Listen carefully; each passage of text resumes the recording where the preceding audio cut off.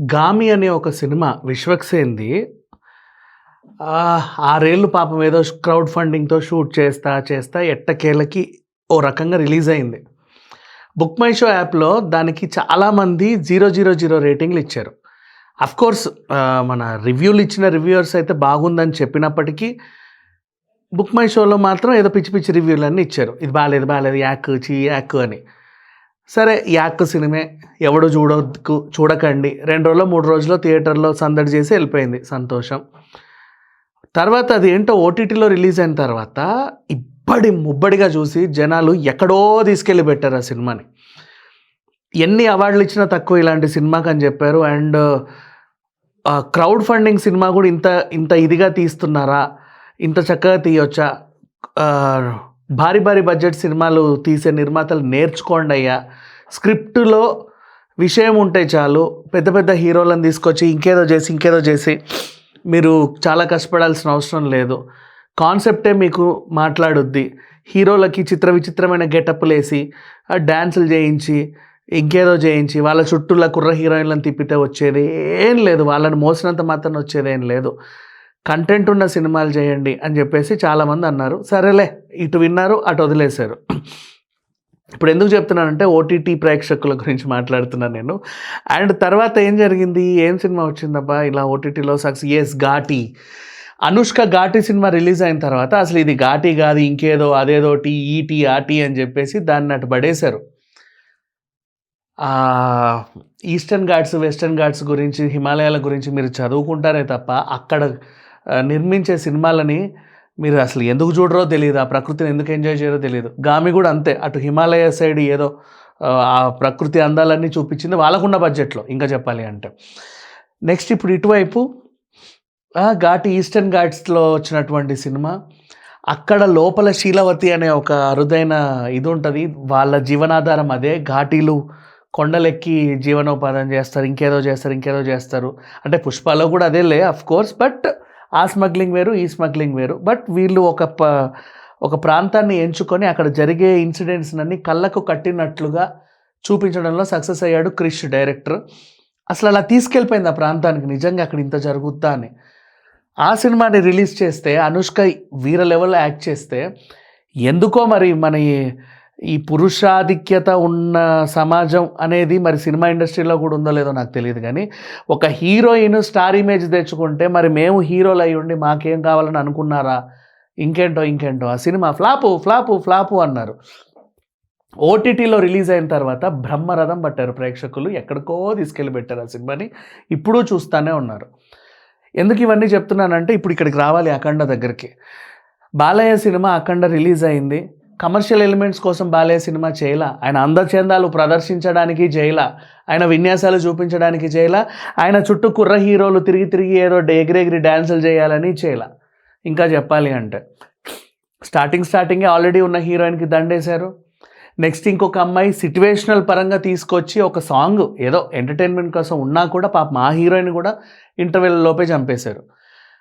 తర్వాత ఆయన వయసుకు తగ్గ పాత్రని ఆయన పోషిస్తా దాన్ని ఎక్కడికో తీసుకెళ్ళి, నేనంటూ ఒక సినిమా ఇప్పుడు చేస్తున్నానంటే నా నుంచి జనాలకి ఏదో ఒక సందేశం వెళ్ళాలి అని చెప్పేసి సనాతన ధర్మం గురించి చాలా నీట్గా క్యూట్గా చెప్పడం జరిగింది. మరి మన తెలుగు రాష్ట్రాల్లోనే ఎక్కడి నుంచి వస్తారో వీళ్ళు తెలియదు, ఎందుకు ఇలా ఆలోచిస్తారో తెలియదు, కానీ దేశం మొత్తం ఒకవైపు ఉంటే తెలుగు రాష్ట్రాల్లోనే ప్రజలు మా హీరో గొప్ప, మా నేత గొప్ప, మా బిగ్ బాస్ కంటెస్టెంట్ గొప్ప, మా బిగ్ బాస్ కంటెస్టెంట్ గొప్ప, మా ఐపీఎల్ టీం గొప్ప, ఇలా కొట్లాడుకుంటూ ఉంటారు. మా కులం గొప్ప, మా మతం గొప్ప, మా పిండాకుడు గొప్ప, మీ స్నార్థం గొప్ప, ఇట్లా కొట్లాడుకు చేస్తూ ఉంటారు. ఆ కొట్లాటలు కాస్త ఈ సినిమా ఫ్లాప్ అని ఒక వర్గం అదే పనిగా థియేటర్లోని అయినప్పటికీ థియేటర్లో నీట్గానే ఆడిందిలే, లాంగ్ రన్ ప్రాబ్లం ఏం లేదు, ఉండకుండా చూడాల్సిన వాళ్ళని చూడకుండా చేశారు. ఇప్పుడు ఓటీటీలో రిలీజ్ అయ్యి నెట్ఫ్లిక్స్లో ఒక ప్రాంతీయ సినిమా కేవలం ఒక ప్రాంతీయ సినిమా ఎక్కడికో వెళ్ళిపోయింది వ్యూస్ పరంగా. ఒకప్పుడు the game of Thrones, squid గేమ్లు, అవి ఇవి ఇంకేవేవో నెట్ఫ్లిక్స్ ఒరిజినల్ సిరీస్లు అండ్ పెద్ద పాన్ ఇండియా రేంజ్ పెద్ద సినిమాలు ఇవన్నీ కూడా సాధించలేని వ్యూస్ ఈ సినిమాకి వచ్చాయి. ఇంచుమించు చెప్పాలంటే మీకు మహాకుంభమేళ తెలుసు కదా, ఎంతమంది వెళ్ళారు? మన హిందువులే కనీసం ఒక 60 కోట్ల మంది వెళ్ళుంటారా దేశ జనాభాలో 60 కోట్ల మంది ఒక ఈవెంట్కి వెళ్ళారంటే చాలా పెద్ద గ్రేట్ అది. అట్లాంటిది వాళ్ళందరూ కూడా మళ్ళీ ఈ సినిమాని చూసేసరికి ఇది ఎక్కడికో వెళ్ళి కూర్చుంది. నెట్ఫ్లిక్స్లో బాలయ్య అరుదైన రికార్డ్ ఇది, అండ్ ఒక ప్రాంతీయ సినిమాకి దక్కిన అరుదైన గుర్తింపు ఇది. నార్త్ వాళ్ళు కూడా చాలా బాగా ఓన్ చేసుకొని సినిమా చూస్తున్నారు. ఇటు ఛత్తీస్గఢ్ కానీ, బీహార్ కానీ, అటు ఒడిస్సా కానీ, భాష వచ్చినా రాకుండా హిందీ లాంగ్వేజ్లోనో లేకపోతే ఇంకేదో లాంగ్వేజ్లోనో వాళ్ళకి అర్థమయ్యే లాంగ్వేజ్లో చూస్తా, లేదా సబ్ టైటిల్స్ ఇంగ్లీష్లో చూస్తా పీపుల్ ఆర్ ఎంజాయింగ్. ఈవెన్ ఎన్ఆర్ఐలు కూడా అరే ఎందుకు మిస్ అయ్యాం మేము ఈ సినిమా అని చెప్పి చాలా బాధపడుతున్నారు. ఇట్లాంటి ఒక సినిమా దేశ విదేశాల నుంచి కూడా వాళ్ళు చూస్తున్నారు. అప్పుడెప్పుడో ఇండియాలో ఏదో జరిగిందంట, పెద్ద మహాకుంభ అంట, ఏంటది అప్పుడు రాలేని వాళ్ళు, చూడలేని వాళ్ళు ఈ సినిమాలో చూసి ఎంజాయ్ చేస్తున్నారు. పైగా మన సనాతన ధర్మం అంటే ఏంటి, దేవుడి గురించి మనం చెప్పాల్సింది ఏంటి, ఇవన్నీ కూడా నేర్చుకుంటున్నారు. అదే ఆ నమ్మకమే, ఆ డైరెక్టర్ నమ్మకమే, ఆ హీరో నమ్మకమే, ఆ ప్రొడ్యూసర్ నమ్మకమే ఈరోజు నెట్ఫ్లిక్స్ నిలబెట్టింది. ఎందుకంటే థియేటర్లో సరిగ్గా ఆడలేకపోవడం మన కర్మ, మనం చేసుకున్న దురదృష్టం. ఎందుకంటే మనలోనే ఉంటారు శత్రువులు, కావాలని అదేంటిది సినిమాలను ఫ్లాప్ చేయడం, కావాలని నెగిటివ్ రివ్యూలు ఇవ్వడం, కావాలని ఇంకేదో చేయడం. ఎందుకు పనికిరాని సినిమాలు, అసలు ఆడుతాయా లేవా అని తెలియని సినిమాలనేమో అర్రర్రర్ర ఈ రోజు ఇన్ని కోట్లు, ఆ రోజు అన్ని కోట్లు, పాడుకోవడానికి కూడా చాలా ఇబ్బందిగా ఉన్నటువంటి చెత్త నీచమైన లిరిక్స్తో వచ్చే దరిద్రమైన పాటల్ని కూడా వరల్డ్ రికార్డ్ అందరూ అసలు ఈ పాటే వింటున్నారేమో అని చెప్పేసి వినిపించి టార్చర్ చేశారు.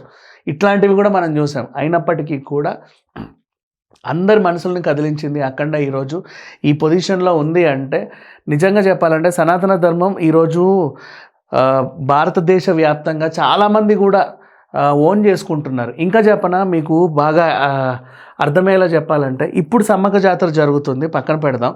నిన్న మొన్న కూడా ఈ గ్రామ దేవతలకు సంబంధించిన చిన్న జాతరలు జరిగాయి. కానీ మీరు మొన్న లాస్ట్ ఇయర్, ఇప్పుడు అదే ఇయర్ ఎండింగ్లో తిరుమల తిరుపతికి వెళ్ళిన జనాలను చూశారు మీరు, వైకుంఠ దర్శనాలకు వెళ్ళిన వాళ్ళని చూశారు మీరు, ఇప్పుడు అరుణాచలం గిరి ప్రదర్శనకి వెళ్ళే వాళ్ళని చూస్తున్నారు మీరు. గుళ్ళకి వెళ్ళే వాళ్ళ సంఖ్య పెరిగింది. ఏమో వాళ్ళు అక్కడికి వెళ్ళి రీల్స్ చేసుకుంటారా, దేవుడిని పూజిస్తారా, ఇంకేం చేస్తారా, అది వాళ్ళ ఇష్టం. కానీ నిజం చెప్తున్నా, ఫ్యామిలీ పరంగా ఈ మధ్యకాలంలో గుళ్ళకి ఎక్కువ వెళ్ళే సంఖ్య పెరిగింది. ఈవెన్ చిన్న గుళ్ళకు కూడా ఒకప్పుడు 100, రోజుకి 150 వచ్చే జనాలు కూడా ఇప్పుడు 1000, 2000, 3000 వెళ్తున్నారు. అంతెందుకు, చిన్న తిరుమల అనే పేరుతో ఒక చిన్న గుడి కట్టారు ఎక్కడో, వాళ్ళు కూడా ఆల్మోస్ట్ స్టార్టింగ్ రోజు 1500, 2000 మంది వస్తూ ఉంటే మొన్న ఒక రోజు తొక్కిసలాట జరిగే రేంజ్కి వెళ్ళింది. అంటే వాళ్ళకు కూడా తెలియట్లే ఎన్ని ఏర్పాట్లు చేయాలి, అంతమంది జనాలు వస్తారా రారా అని. ఆ రేంజ్లో ఈ మధ్యకాలంలో చాలామంది గుళ్ళలోకి వెళ్తున్నారు. అది మంచి విషయమే. అండ్ హనుమాన్ కానీ, మిరాయి కానీ, ఇలాంటి అఖండ కానీ, లేకపోతే ఇంకేమైనా కాంతారా కానీ, మనకు సంబంధించకపోయినా, తెలిసినా తెలియకపోయినా దైవత్వం ఉంది అంటే చాలా సినిమాలకి ఆదరణ పెరుగుతుంది. ఎక్కడో తీసుకెళ్ళి పెడుతున్నారు.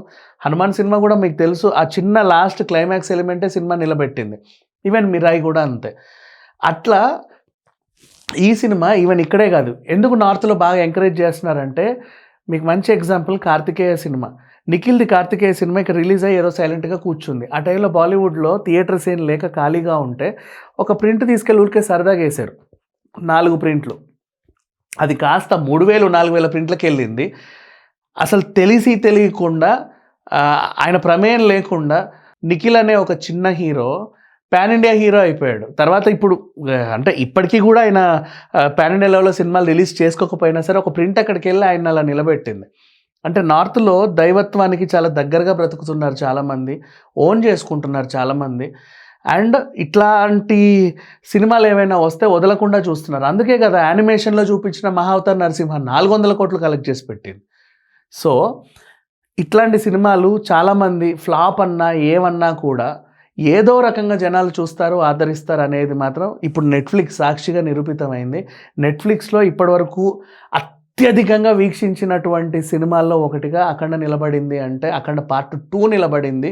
And as well as part 1ని ఎత్తుక్కుంటూ మరీ చూస్తున్నారంటే నిజంగా ఘనత ఈ తీసిన యూనిట్లో ప్రతి ఒక్కరికి దక్కాలని మనస్ఫూర్తిగా కోరుకుందాం. Thank you so much.